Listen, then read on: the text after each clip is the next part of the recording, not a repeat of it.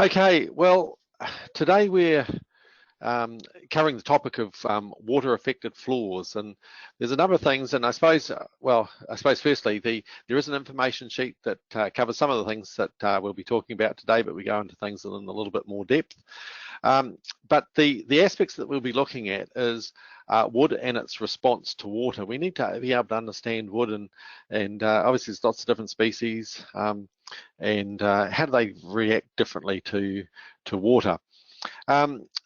The effective flooring type, whether it's engineered or solid or bamboo, the effect of the subfloor type on drying. Obviously, we lay timber floors on lots of different things, and that also can affect the drying of a water-affected floor. Things we come across, I've added some slides in here of just things that we see and things to maybe note if you are looking at water-affected floors. Some things that we look at when we are diagnosing whether it's water affected or not, and then of course the obvious question that comes in the end is, do we repair or do we replace the floor? Okay, so when it comes to timber floors, I suppose we've got a whole variety of them, haven't we? We've got solid TNG, we've got engineered, we've got laminate, and we've got bamboo, and I suppose there's a few others like cork, and cork's really quite resilient to moisture effects, so we don't really cover that much today, but if anybody's interested, they can contact me. And really the damage from water can result from a wide range of things, and it depends a little bit where you are in the country to an extent. Cyclones up north can have devastating effects on homes and on floors, but we also see floods throughout lots of parts of the country where floors are just totally inundated for water for maybe a matter of hours or a matter of days, and lots of times storms events are around the country with water entry into a part of a house. So we have that type of water coming in. But then there's also the other usual type ones that we see quite regularly. It might be a building leak coming through the patio doors or something like that. Burst pipe work in dishwashers or behind fridges is quite a common one, but from time to time we also have baths and tubs and other things like that which can overflow from the laundry or bathroom out across the floor. And so with this, you've got to think, well, there are going to be times when only part of a floor is affected by water, and other times you're going to have water throughout most of the floor. I mean, situations where even just with pipe work under the sink has burst, but the owners have been away, and really it's been the neighbours that have noticed the water that's been coming in before anything's been done about it. So as a result of all these things, we need to know how the many different types of timber flooring products, how they're each going to react a little bit differently, and maybe how we should deal with them. And this is in order to determine whether the floor can be saved or whether it needs to be replaced. But I suppose, look, the first thing that we need to look at is consider the wood itself. And in this diagram, we need to think a little bit about timber types and timber species. So in the left-hand diagram, we've got a lovely eucalypt tree there. So a commercial hardwood, and you can think that the commercial hardwoods, they're heavy, and being a hardwood, they've got broad leaves, they've got flowers, and they've got fruit. And then the photo on the right-hand side, well, our commercial softwoods in relation to our hardwoods are generally much lighter. There's a few that sort of hang around in the middle where the two cross over. Cypress is a similar sort of density to Tasmanian oak. But also in that diagram in the middle, we've got a diagram of the cells of a hardwood and the cells of a softwood. And what you note there is that the cell structure is quite different between the two. The softwood has big open pipes. And you think, well, if I've got a big open pipe, well, water can easily go in and out of those open pipes. Whereas in the hardwood, we've got a lot of tiny little pipes in there. And I suppose if we've got a lot of small pipes, it's harder for the water to go through. So there is a difference there. The general principle with water going in and out of wood is the lighter the timber, or the lower the density of the timber it is, the faster it'll take and lose water, whereas with the heavy dense timbers, they take much longer to take up or absorb water, and they're much slower to release water. Okay, so just going on from that, you'll see in those photos, I've got a piece of hoop pine and I've got a piece of spotted gum. I wonder what would happen if I took those two pieces and submerged them in a bucket of water and then waited and waited. Well, in the table below, you can see I've got a time down the side. So 0 minutes, 10 minutes, 40 minutes, 120 and 240. So 240 divided by 60, that's 4 hours. And so after 4 hours, you can see that the pine has increased in weight by 39%, whereas the spotted gum, wow, it's hardly changed at all. It's only gone from 76 to 78 grams. In other words, a 2% increase in its mass. So where the spotted gum has taken up 2 grams, you'll see that the pine has taken up 24 grams. So this is really quite important, because not only do we have some floors that are pine and some that are higher density hardwoods, but quite often underneath our higher density hardwoods, we've got things like plywood or timber battens, which it can often be softwoods. So if water damage is over a short period, high density timbers will not take up much water. Think on that. If water's over a short period, 3 hours, 4 hours, high density timbers will not take up much water. But of course, if I've got a slow leak, a fridge has been leaking and it's been leaking and no one's worked out that it's been leaking for a period of weeks or maybe months, or the floor is left with wet conditions for a long period, then the moisture contents will rise in those higher density timbers and the flooring will be much more difficult to dry. So where does that lead us? Okay, I suppose we really then need to have a little bit of understanding of how water gets into wood and where it resides in wood. And I suppose if we look at the photo on the left-hand side there, we've got a photo looking down some cells of a piece of wood. So you can see that, well, it'd be pretty easy for the water to go up inside those cells. And in that central section there, we've got another diagrammatic version of it, and we talk about the water that's inside those tubes. We call that free water. And free water, you can think, well, it's water in tubes. If you tip the tube up, then the water's going to flow out. And so it's very easy for it to get in and out. But we also see that we've got our cell walls there, and the other circle is around something called bound water. So this is the water that absorbs into the cellulose of the cell. Now, interestingly enough, when you've just got free water, if you maintain the moisture content of your cell walls, you wouldn't get any shrinkage or swelling. But the swelling that comes in a water-affected floor is when that water absorbs into those cells and expands those cell walls. And of course, of the two, the bound water is the one that's really hard and difficult to get rid of. So when our floors get wet, do they expand and swell? Well, yes, they do, which means the water's getting into those cell walls. So we're adding actually water completely back into the wood structure. Now, on the right-hand side, the other thing to consider is you can see we might have some boards where the growth rings are less than 45 degrees to the face, and we call those backsawn boards. And things like Tas Oak and Vic Ash, where the growth rings are at an angle greater than 45 degrees, and that's said to be quarter sawn. Now, the rate of water going in or out of wood differs depending on whether it's the end grain, a backsawn face, or a quarter sawn face. And as the diagram shows there, it goes much faster out of the end grain. So that's like looking at the ends of the tubes on that photo on the left. So it goes out there much more quickly. And then the next quickest is out through the tangential or the backsawn face, and slowest out through the quarter sawn or radial sawn face.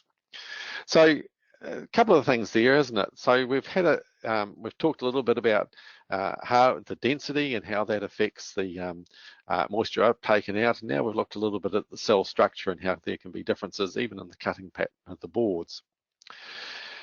So what does all this mean? Well, Pine floors will absorb moisture quickly, but they're also quite quick to dry, so that's a good thing. If a high density hardwood floor gets inundated with water for say 4 hours, well, this will cause only a small amount of moisture uptake. However, if the high density hardwood is sitting on wet pine plywood or particle board for a number of weeks, or there is a slow water leak, as I said, it's not discovered for weeks or months, then the hardwood floor will absorb significant amounts of water and also take a long time to dry. So the species of the flooring installed, as well as the duration of wetting, are really two important aspects that we need to consider. Okay, well, traditionally, when we had, let's go back 30, 40, 50 years, days before particle board and plywood and all those sorts of things, well, you want a floor in your house, well, it's going to be either a pine floor or a hardwood floor, and it's going to be nailed directly onto the joists. Now, so traditionally these floors top nailed into timber joists, and in terms of being able to recover from becoming wet, well, this method was really quite robust. Boards could dry from both sides because they were just direct on the joist. If there's good ventilation underneath and good drying conditions above, well, floods would come through and floors would get wet and floors would dry and life would go on. And here we have sort of two more recent examples of this.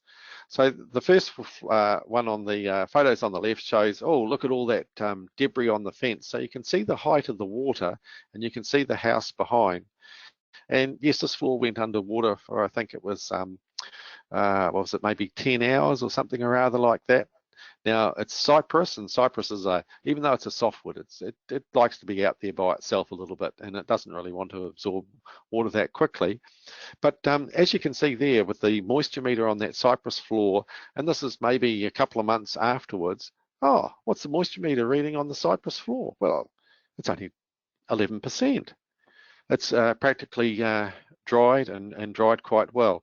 There was one area in that house where I picked up readings that were 18 or 19%, and I asked the owner, why do you think that might be? And they said, oh, we had the fire hearth sitting on the floor there, and we only took that out fairly recently. So here's a situation where the floor got flooded for a number of hours, and it subsequently dried, didn't swell a lot, didn't take out a huge amount of water. Now, the one on the right-hand side, let's go back to 2014 and Brisbane went underwater. And you can see in the top photo on the right-hand side there, you can see the water about, maybe just about 900 millimetres a metre or so below the top of the basketball hoop. And this floor got flooded for a reasonable length of time, maybe 24 hours or something or other like that before the water subsided away. And what you see on the bottom photo is not before the flood, but after the repairs, after the flood. So again, this is a situation that the spotted gum floor, it was a thicker floor, I think 25 millimetres thick. It took up some water, and yes, moisture contents went up to maybe 18%, 19%, somewhere around there. It expanded a little bit, it cupped a little bit. It had ventilation beneath, and it had some drying fans over the top, big circulation fans, nothing too fancy. And over a period of time, yes, it dried out, and dried out relatively well. Still needed resanding and recoating, but it was a floor that was saved. So there's a situation where you've got floors laid on joists, the traditional type floors, and how they were really quite robust. But of course, nowadays we've got not only solid timber flooring, but we've got engineered, we've got bamboo, we've got laminate, and really, whether it's those or solid, they're generally being laid as overlay flooring products, and therefore they're tied into being laid over a structural subfloor. Now that might be concrete, or it might be plywood, or particle board, or the like. And when engineered bamboo and laminate are laid as floating floors and they get wet, well, generally what we see, thinking, this is really, there's lots of complexities really of trying to dry a floor. It's really easier and more cost effective to either replace that section of the floor or the whole floor. And this is generally what happens. And particularly, you know, some of these floors are lower priced products, and it really makes sense to take them out, dry everything as need be, and then put in a new floor. And so therefore, you know, there's these other aspects of obtaining a match for existing floating floors can be really quite difficult. And again, for that reason, if the floor's a number of years old, it's changed colour, it may be, you know, boards are now provided in a semi-gloss, whereas previously when the floor went in, it was a full gloss. There's lots of things that have to be considered. And again, for those types of reasons, we're tending to see full replacement. And of course, the age of the floor is another factor. Now, I know these floors have got, you know, what's the warranty on them? Oh, structural warranty, Dave. Oh, we offer 20 years or 25 years or whatever. But what happens if that floor is 18 years old as well?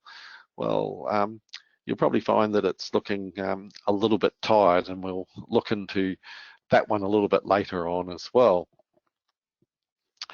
Okay, so we spoke a little bit about floor types, and now discuss a little bit more along the lines of installation as well. So bamboo and engineered, well, a lot of the times, particularly in the past with bamboo, a lot of it was stuck down, direct adhesive fixed onto particle board or onto concrete.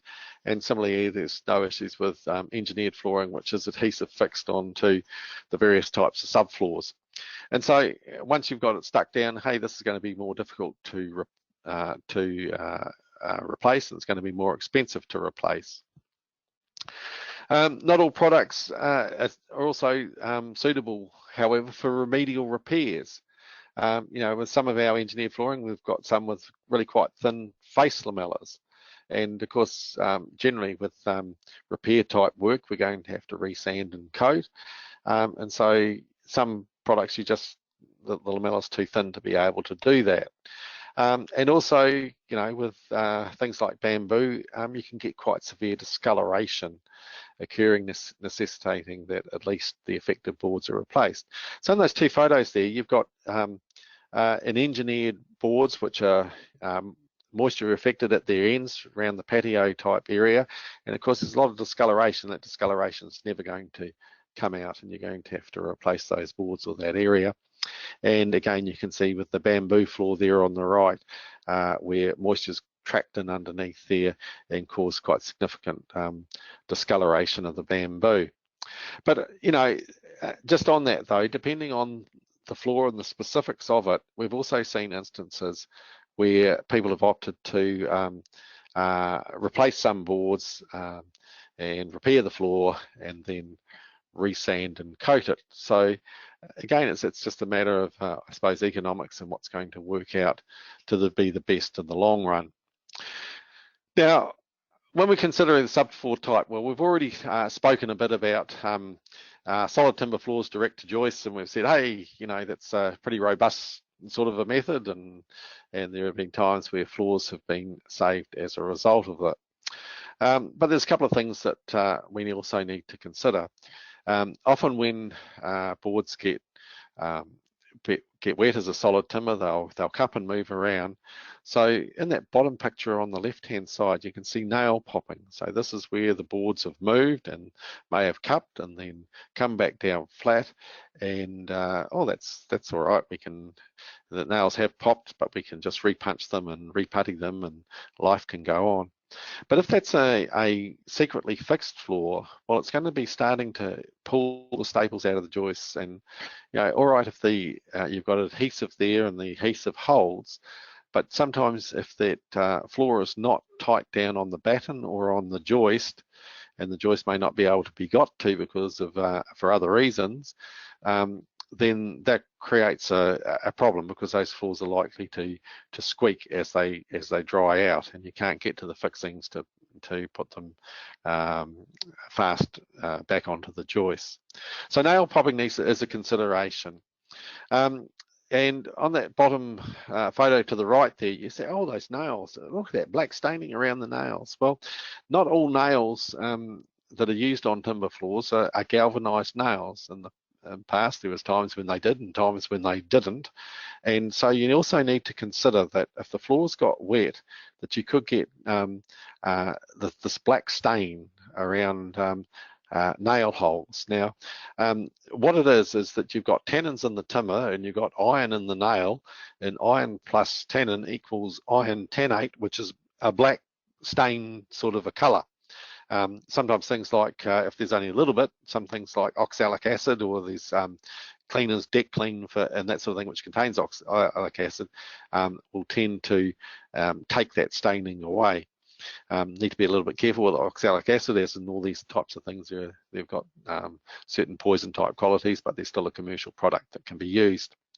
Now, the other thing I want to discuss with this is that with our things like our spotted gum and our ironbark, when they get wet, they expand, and if you let them keep on going, they'll push the walls out on your house. They've got all the strength in the world. But when we come down to drop our density down through the 600s and round there, back into the region of Tas Oak and Vic Ash, or down into the 400 kilograms a cubic metre with the pines and those things, those types of species, when they try to expand, well, they haven't got the same sort of strength as the ironbarks and the spotted gums, and so they try to expand, and then what happens is they actually start crushing at their board edges. And as they crush at their board edges, those cells get deformed. They become ovals rather than rounds, and when it dries out, it actually dries to a board width that is narrower than if the board was able to be dried without that restraint on the pressure on the edges of it. So sometimes we've got to be careful with solid timber floors when there's medium and lower density species, that if we say, oh, this nice and tight now, we'll just let it dry out, well, it might dry out and leave gaps at board edges, and that's really shown in the photo up the top here on that page. So a floor that's dried out and leaves gaps at board edges. Well, from that, I suppose we've covered a reasonable amount about solid timber, and particularly over various types of subfloors.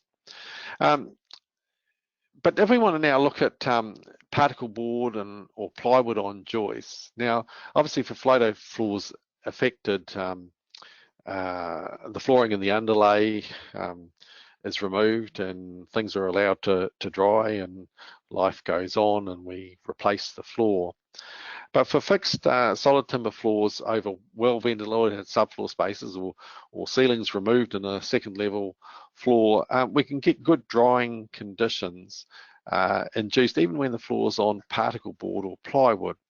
So if I've got, for argument's sake, a solid timber floor or whatever which is on particle board and plywood, and we can get drying underneath and drying over the top, then there are cases where we've had good recovery with those situations. And with solid timber, again, it often cups within a few days of becoming water affected, as shown in the photo there. And the longer that this remains before drying, the greater the negative effect on the floor. And so therefore, it's sort of saying, well, we really need to get in and attend to things quite quickly. The longer we leave it, the more expansion there's going to be, the more cupping there's going to be, the more damage to the floor there's going to be. And we get to a stage where we really can't save it. And so with the higher density timbers, floor expansion needs consideration, as we've mentioned. Lower density timbers can crush, as we've mentioned, and both situations can lead to wider gapping at board edges on drying. So the high density timbers, they don't crush, but they push apart and then shrink back and leave a gap. And some fixed bamboo and engineered floors have had repairs and then been resanded and coated. But it's really both product and damage dependent. So sometimes they can be saved and have been saved, and other cases they haven't. Okay, and I suppose in this area I want to have a quick talk about subfloor spaces. Sometimes we go into areas which have been, there's been cyclone damage and those sorts of things, and people are busy trying to, oh, the floor's still there, the floor's cupped, but we'll look after it and this, that, and the other, and they don't take a lot of interest in what's underneath the house. Now, if you look at this house and how water might sort of flow into things, we actually find, even though the house looks as if, oh yeah, it's sort of at ground level, there's actually a subfloor space underneath this house. And you say, where's the ventilation? I can't see any vents. And the answer is that there isn't any vents, or very few. And so the water gets in underneath there, and as you see in the second photo there, the ground gets wet, and it stays wet, and it stays wet, and it stays wet. And we look up underneath the boards, and we see that the moisture from the ground's very high humidity underneath there. We've got some mold underneath on the bottom of the boards. The boards still look all right on more or less all right on the top surface. But unless we can sort out those problems. Now, this house may have had a floor in it for a number of years. It was performing quite well, but really in this sort of situation, unless you can dry out that subfloor space, that floor is going to stay in a poor condition, maybe 8 months, 10 months, a year, 2 years down the track. So it needs to be sorted out. Okay, concrete subfloors. Okay. Well, timber floors being engineered and some bamboo floors are often laid over concrete. And I suppose as too is laminate as well. But timber floors can also be laid on battens or plywood subfloors, and these are more difficult to save. So aspects relating to uncertainty over the installation practices. Slab and adhesion integrity gets brought up as, oh wow, maybe the adhesive is not holding as well as it could have done in the past. The degree to which moisture has been trapped in the subfloor. We've got builder's plastic underneath the battens, and oh look, the water would have gone between the battens and into the slab, and how are you going to get the water out again? There's aspects of mold. And so all these become areas of conjecture. So it becomes more difficult to save these floors. And natural drying takes a long time. And accelerated drying, yes, we can bring in our blowers and our heat mats and this, that, the other. And yes, they've worked pretty well in a lot of instances, but they can also cause damage to the flooring if you're not careful, and particularly with the floors that are harder to dry. So with engineered flooring, it's interesting. It can cup, it can take on a crown shape, in other words, raised in the board middle and lower at the edges. And some stations it can stay flat when it gets moisture affected. But as with bamboo, it may discolor. And bamboo can also attain this rippled effect across the board surface. So those are the sorts of things that we tend to see over concrete. Now, when it comes to subfloor type, we need to cover a little bit more on floors over concrete subfloors. And the most difficult floor to try and save is the higher density solid timber floor that has been fixed to plywood over a slab. There can be uncertainties regarding practices and products used beneath the floor. So therefore boards need to be lifted. I've seen floors where they haven't decided not to lift any boards anywhere, and they've had a surprise, oh, I didn't know that was underneath the flooring. But also consider that the pine plywood soaks up water that passes through board joints, and water then tracks along joints between the plywood sheets. So let's have a look at that top photo there, and you can see through here, wow, it's sort of cupped through here and a sort of a line through here, but the floor seems flat over here. Well, this works out to be a joint between plywood sheets. So the water's flowed through there, and the area that got wet from the leak is some distance away from here. It filled up and tracked down the joints between the plywood.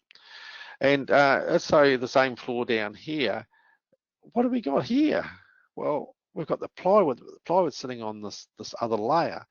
Now, I wonder what that's going to do to holding the water, or is it going to enable more water to be held underneath this plywood? This plywood is pine plywood, so it's going to be fast to absorb water, and over the top of it, we've got the slow to dry hardwood. So effectively, we've got like this big sponge and water reservoir sitting underneath our high density timber floor, which is going to be slow to let the water out. So initially, you know, the solid timber floor says, hey, yeah, I got a little bit of water, but I don't mind that. But because it's so difficult to get the water out from these lower levels, it means that it's ending up being really very difficult to dry and not necessarily successful. So a quick word on accelerated drying of floors. Well, we see a significant amount of it nowadays.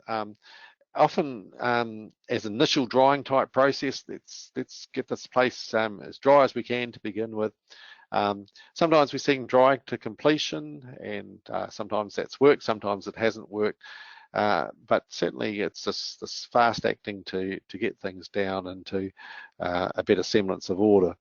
And so the ease and the effectiveness depends on the floor and the flooring system that you're trying to dry. Now, so you can see a couple of systems type here. This being a sort of a vacuuming type one that sucks things out, and this one here blowing heat underneath here and using dry air to dry things. Now, one thing I learned and found out, and I think I've seen an instance of this too, is that when you add heat onto a floor or onto concrete in this case, what happens is, yes, the heat comes down and it starts heating the concrete here. And what happens is water molecules start moving in all sorts of directions. And so water molecules come to the surface and, oh yes, it's drying the surface. That's great. We can put a moisture meter on here that it's dry, of forcing some moisture further down deeper in the slab. So we come along to lay our floor, put our moisture meter on here, which measures the concrete moisture down to this sort of level, and said, oh, that's beauty, she's nice and dry. But we don't realise that we've also got a greater reservoir of moisture down here, and that over time can come back up and affect our floors. So we really say, hey, when things are being dried, you need to put a moisture barrier down over the top to guard against this. Now, over in the US, they call this bounce back of the moisture out of the slab that can affect their timber floors. Okay, well, what do we need to think about when we're diagnosing water-affected floors? How are you going to go about it? Well, these are the questions you should be asking yourself. How do you identify the flooring type in the installation method? Now, remember that one just a couple of slides back where we had this layer of insulation underneath the plywood. Now, nobody knew it was there because it was a house. It wasn't a set of apartments, so no one was expecting that. So, how do you identify the floor type and the installation method? And I've also had situations where it's been a floated bamboo floor, and people think it's a direct stuck bamboo floor. So you need to get to the right people if you can't do it yourself and that sort of thing, or become familiar with the installation methods and how you would identify how that floor has actually been laid. What's the board shape telling you? We can have cupping in the boards and crowning in the boards and those sort of things. You need to know and understand the shapes that will happen with the different flooring types. How are you going to assess the moisture? What type of moisture meters are you going to use? Now, this capacitance meter here is great for looking at moisture in the top part of the board, but what about the gradient of moisture going down through the board? That's less on top and greater down the bottom. Well, how great is it down the bottom? For that, we need to use a resistance meter that has the pins that you drive down into the board. And sometimes water sources can be hard to determine, and sometimes tracking across the floor with a moisture meter like that, you can help pinpoint the various source or likely location of where the source of moisture is. Sometimes it's not that easy. What other measurements are you going to take? Well, I said that floors expand when they get wet, so we take a measurement over 10 boards, and that gives an indication of how much is expanded and whether it's, when it dries, whether it's going to shrink, it's going to dry back to a similar size to it was before the event, or whether it's likely to be left with gaps. Have you considered what it may have been pre-existing. That sometimes we go to places and people say, oh, you know, this floor did such and such as a result of the water. And I'm busy thinking, well, the shape of that board is not the shape that you would expect from a water affected floor. Was that actually a pre-existing condition in the floor? And we've seen that in quite a number of cases. And how are you going to record the results?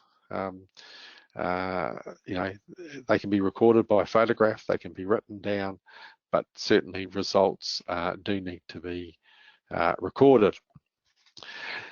Okay, so we've been sort of intensely through how wood and other things might react and how it's been fixed down and how the different methods of installation can affect things. Let's now just go through just a random number of slides and that sort of thing, looks at photos of things. And you look along here at this lovely house with this lovely patio doors and the pool out there, and you come across this part of the floor where we've got significant telegraphing just at this area here, but not over here. We put a moisture meter on it. Oh, we get 21.5 on the moisture meter. That's the same as if I put it on my hand, and my hand's basically water. Yet we bring the moisture meter over here where it's not got this telegraphing through there, and it's giving a reading of just over 9%. So here we're looking at both the shape of the boards to tell us something about it, and also using our moisture meter to look for difference from one place to the other. Now you can't see it in this photo, but if you look in this direction across here, you can actually see daylight through this joint in the door, and nobody else had picked it up until that time. We spoke earlier about, well, older engineered floors, how long are they going to last? And here we have one that's 28 years old. And so therefore you've got to consider, hey, this is near the end of its service life. And what we found with this when it got water affected is it was a 3-strip floor, and all these top lamellas became unstuck and would start to curl up. So you can see here that the lamella it's got minimal adhesive bonding to it now, and the core layer is where all the adhesive is. So certainly you have a situation you need to consider, you know, the life of the floor if you're going to look at thinking of retaining it or repairing it. Discoloration. So I've got 2 parquetry floors there. One we've got just natural drying, so it just got left to dry. Now, what did I say right back that where water goes in and out of wood? Didn't I say that the water goes out through the end grain much more quickly than either the quarter sawn or the back sawn face? Well, if it comes out more quickly, it's also got the opportunity to drag the tannins towards the end of the board, and tannins are dark in colour, which then gives us a dark discoloration. So water from a water affected parquetry floor on concrete, the water is going to travel preferentially out through the ends, and a little less is going to come out through the surface. As more goes out through the ends, it can drag these soluble tannins towards the end and cause the staining. So we can have this situation with a naturally dried floor, but we can also have this situation where we've got accelerated drying with mats over the top of it. Again, we have this dark discoloration in from this doorway with this bamboo floor. Bamboo tends to darken like that. But this is interesting, isn't it? Here we've got a engineered floor that looks flat, but look, we've actually got mold spores growing in on the top of the surface and underneath the coating of the timber. Okay,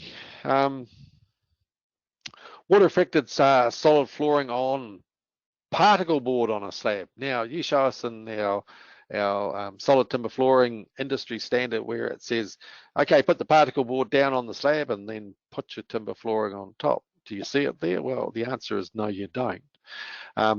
You only see plywood as a solution. And look at this there, laying 180 by 19 wide ironbark floor laid on particle board over an acoustic underlay over a slab.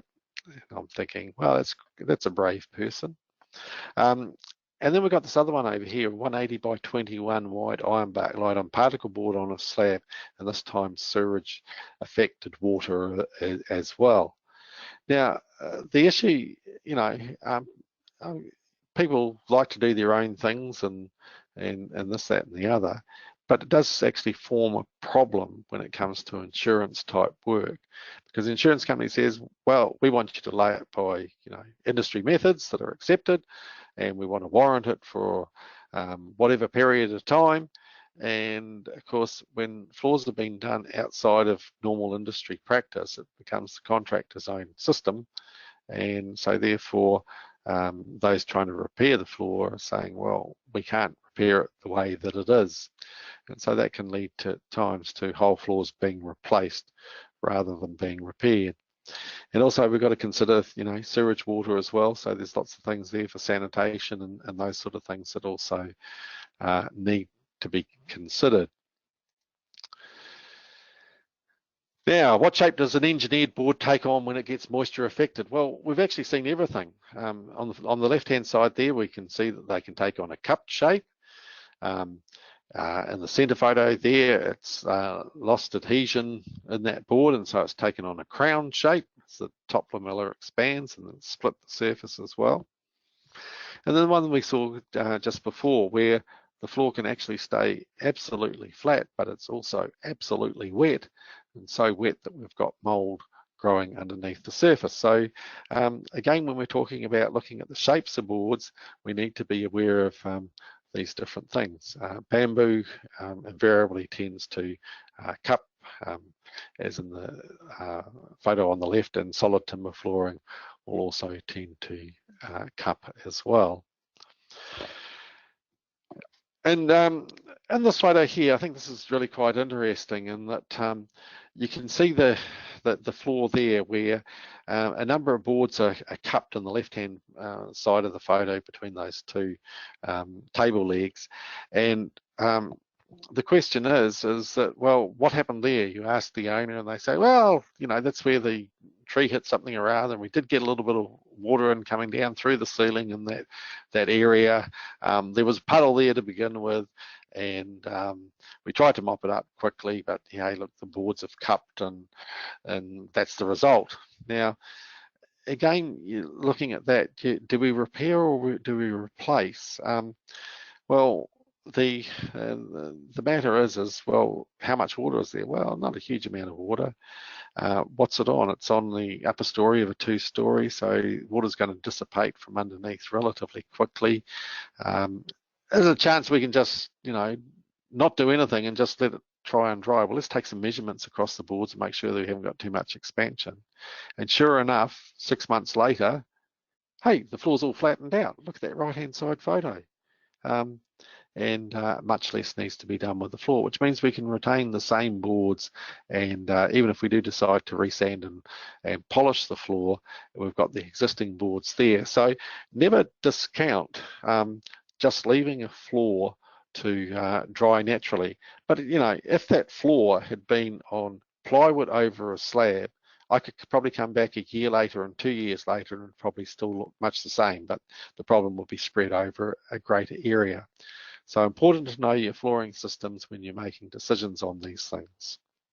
Okay, so repair or replace.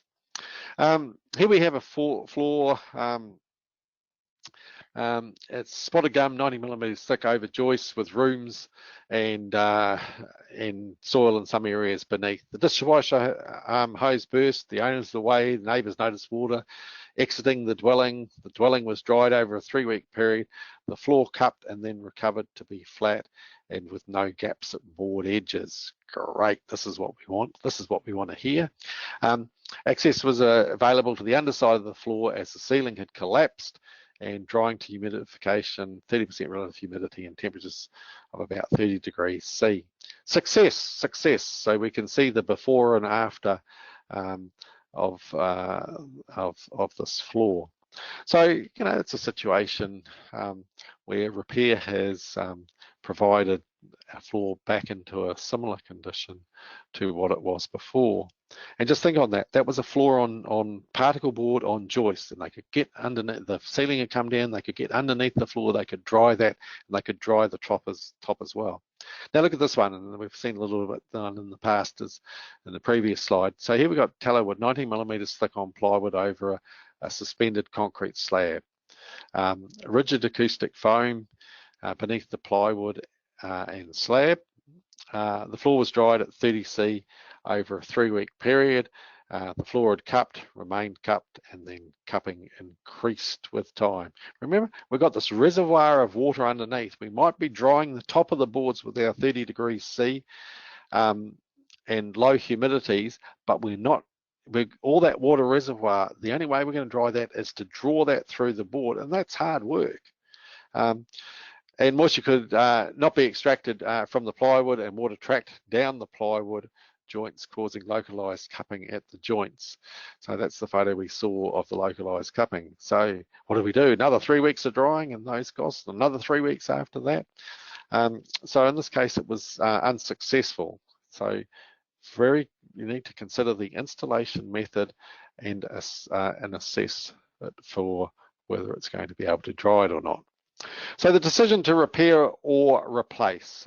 So we've outlined some aspects that need to be considered when evaluating whether to attempt drying and repair, which very much depends on both the flooring product and the subfloor. Some floor systems are more likely to return the floor back to near pre-event condition much quicker than others, so timing is also a factor. We have seen some cupped solid timber floors on joists left for 6 to 12 months to dry, to the point where the boards have flattened and it being questioned as to whether any remedial work is necessary. And we have seen some cupped solid timber floors on plywood over a slab that have been left for more than 12 months and little improvement in either the cupping or the high moisture contents. And just in that photo over there, you can see, well, this is an insurance repair, which one room has been replaced and the other hasn't. And you can see, oh, well, they've got a trim across the doorway now, separating the two rooms, but also a reasonable match in the colour of the boards.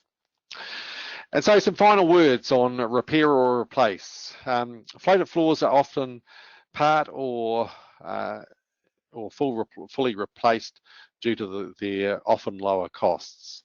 Repairing considered when the cost to replace is very high, or the floor is of special importance, or it's difficult to match with the replacement flooring.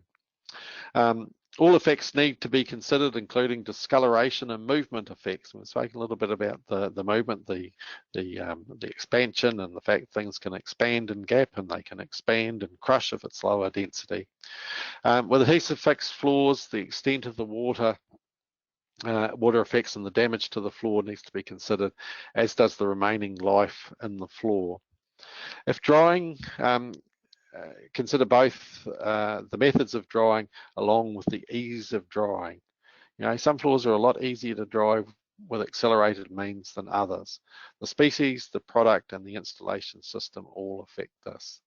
And replacing a section or even the whole floor is not without its risks. Some people think, oh no, let's just get rid of it and let's replace the floor. Well, there's big costs there, but if it's only part of a floor or a number of rooms that are getting replaced, then you've got matching issues with other flooring, or if only part of a floor is, you know, it's the difficulty feathering boards in and those sorts of things, and they can turn around and end up in other complaints about the floor. Success with the accelerated drying varies and may not negate full replacement if it doesn't work.